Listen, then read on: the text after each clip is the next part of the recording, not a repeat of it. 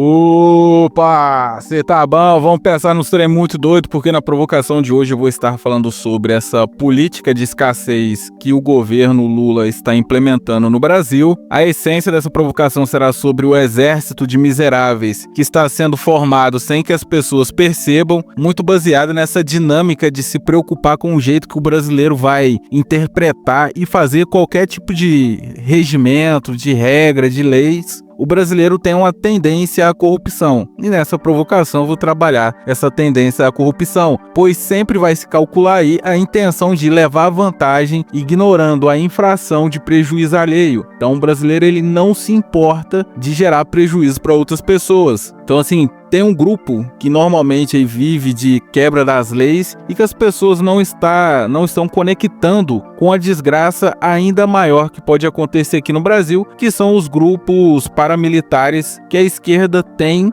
controle e que se assemelham muito aí com o exército de revolucionários comuns que o Nicolás Maduro está treinando na Venezuela para parar os Estados Unidos. As pessoas não estão conectando dois fatores aí que, ao meu ver, faz muito sentido. Então, assim, nessa provocação eu vou traçar um paralelo entre a crise do ambiente e a subordinação da massa a grupos paramilitares do Estado. Antes disso, aquele velho trato de sempre, você se inscreve no canal, deixa o seu like e, se possível, faça um apoio para esse QR Code que está no canto superior da sua tela. É uma troca simples, eu te entrego uma provocação e você se inscreve no canal. Eu vou trazer esse exército de miseráveis pela perspectiva de corrupção. Entenda a corrupção enquanto usar meios não éticos e morais para se obter vantagens em disputas por espaços funcionais e recursos. Então assim, em um momento de crise, é aquele famoso ditado farinha pouca meu pirão primeiro. A quantidade de recursos e espaços disponíveis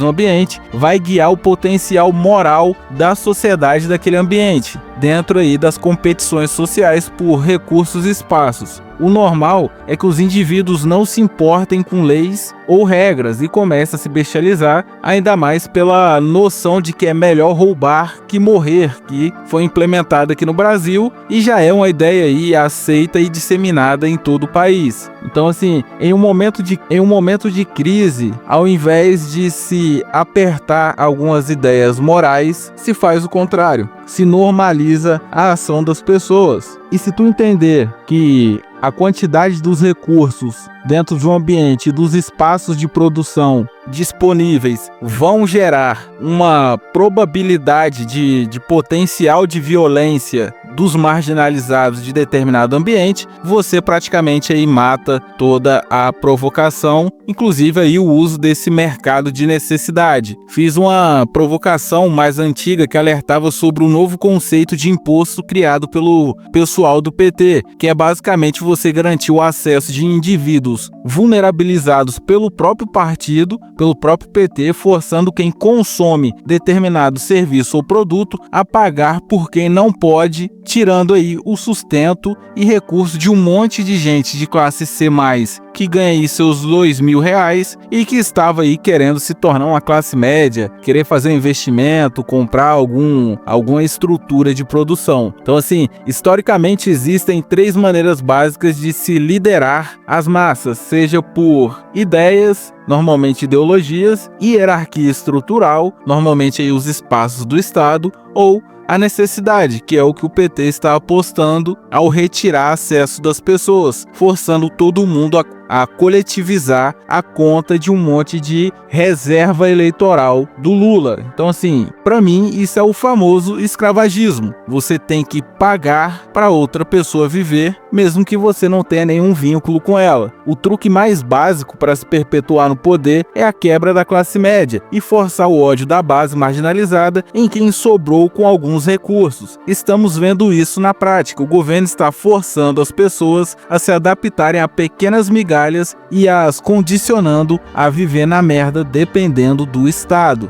Então assim, é um cenário meio muito complexo, é um cenário que, ao meu ver, o governo está forçando o valor do Estado enquanto garantia existencial. Sem o Estado não dá para sobreviver. Então assim, ao meu ver, o primeiro gatilho que vai contribuir com a construção de uma milícia paramilitar, pelo menos com desenvolvimento maior, são os fatores de comida e segurança. Isso já analisando dentro de um cenário de crise muito agravada. Segurança já está no seu limite, o povo está sendo massacrado por gangues locais. E comida, se der pau, se a gente der o azar de der pau no agro, por conta de taxação e por falta de apoio do governo que acha que o agro é facho, aí realmente ferrou. Pode se preparar aí que esses grupos vão sair do anonimato. E quando eu falo de criação, é eles colocando a cara no sol mesmo, para se expondo para a sociedade enquanto um grupo paramilitar. Então assim, o ponto é sobre o clima social servindo de desculpa para se gerar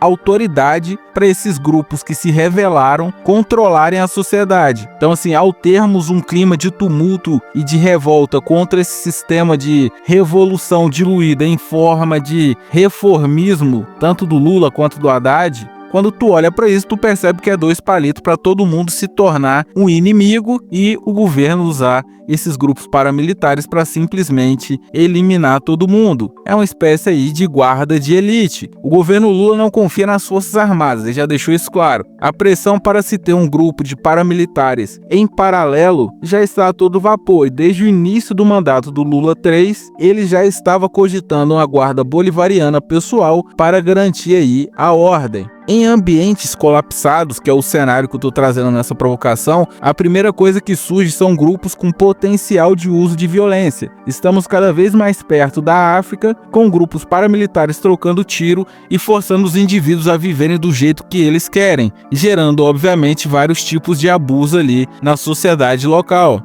Eles são executores paralelos da ordem estatal. A corrupção moral do brasileiro é o coração desse espírito de porco que pende para o autoritarismo. É uma mistura de não ser feito de trouxa com levar vantagem. A irresponsabilidade que chancela todo tipo de loucura é, ao meu ver, o mais grave. O brasileiro médio faz merda e não se sente responsável pela merda que faz. Essa displicência, essa dissonância cognitiva por parte da massa é manobrada pelos agentes públicos, obviamente. O mais comum é a permissão para alguns agentes públicos ou políticos ou sociais terem aí a posse de concessão de violência, podendo criar um leque de punições em que ele vai julgar qual será aí a aplicação. Agora soma aí na sua cabeça um maluco marginalizado, irresponsável, com a liberação das elites para cometer violência sem se preocupar em ser punido.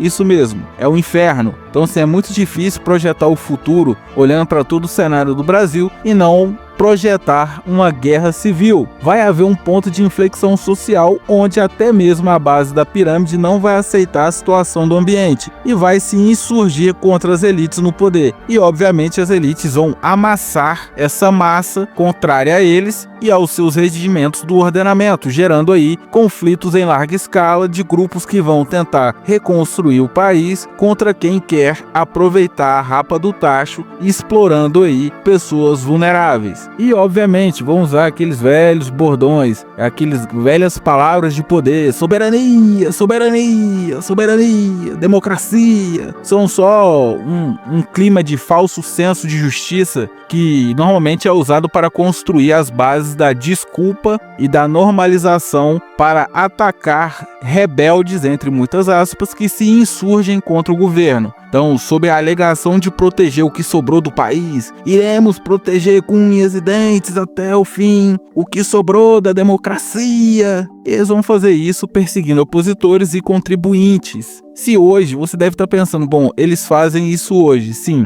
Mas se hoje já está ruim, imagine no futuro. E não é só de direita, só de esquerda não, tá? De direita também está. Quando você pega as leis, o norte está no mesmo caminho. Então assim, você deve estar achando que é um exagero, mas cara, no Brasil já tem vários grupos armados. Tu pega MST, torcida organizada, os narcogrupos aí das favelas. O que não falta no Brasil são grupos paramilitares que vão contribuir na repressão do povo em benefício do governo. E estão sendo alimentados mensalmente para se fortalecerem e evitarem todo tipo de oposição, diria até mesmo contra policiais locais. Ao meu ver, essa guarda paralela ela já consegue ser mais forte que a polícia em vários locais do Brasil. Estamos parados em cima de várias bombas relógios que tem tudo para explodir o mais rápido possível. E o pessoal está preocupado com outras coisas mais relevantes aí. É julgamento, é artista, é um monte de coisa. Esse governo Lula 3 está servindo de nutrição, ao meu ver, para vários grupos que vão se beneficiar do possível e provável colapso econômico de 2028.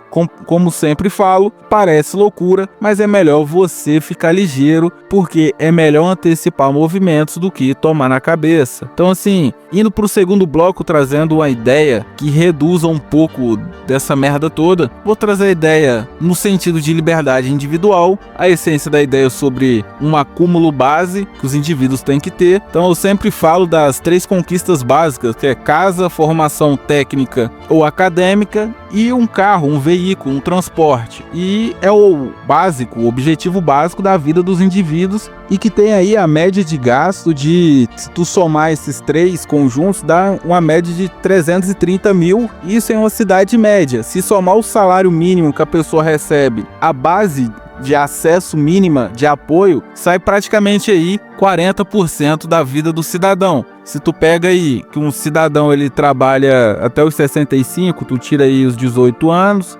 vezes 12, vezes 1.500 e bota 1.550. Daí 840 mil, tu divide aí por 100, ok, vezes 40, vai estar dando aí praticamente aí 38, 39% da vida do cidadão. Ou seja, ou ele come ou ele tem formação e casa. Então é uma coisa absurda. Se o governo parasse de fazer milagre com o dinheiro dos outros e só entregasse o básico, já reduziria a pobreza quase a zero. O Brasil é um país continental que tem muito terreno. Poderia dar o terreno e financiar aí uma casinha pré-moldada, como já tem várias, que é barata, e dá para o indivíduo ir pagando aos poucos, a pagar aí 50 mil, rapidinho quita. Formação técnica online, sem precisar gastar muita coisa. Já tem várias universidades online que faz cursos mistos e que poderia colocar muita gente aí em trabalhos simples, mas que renderia algum dinheiro. Então, assim, a moeda brasileira ela é absurdamente desvalorizada, nem é em relação ao dólar, é em relação a produtos internos feitos aqui mesmo no Brasil. A vida seria muito mais simples se o custo de vida baseado em coisas que nós mesmos produzimos aqui fossem menos tributados, tivesse uma carga tributária menor. É uma ideia sem muito alcance, mas seria ok se algum partido simplesmente entregasse casa e formação técnica online e zerasse aí os impostos sobre veículos e, é claro, sobre cesta básica e remédio. Coisas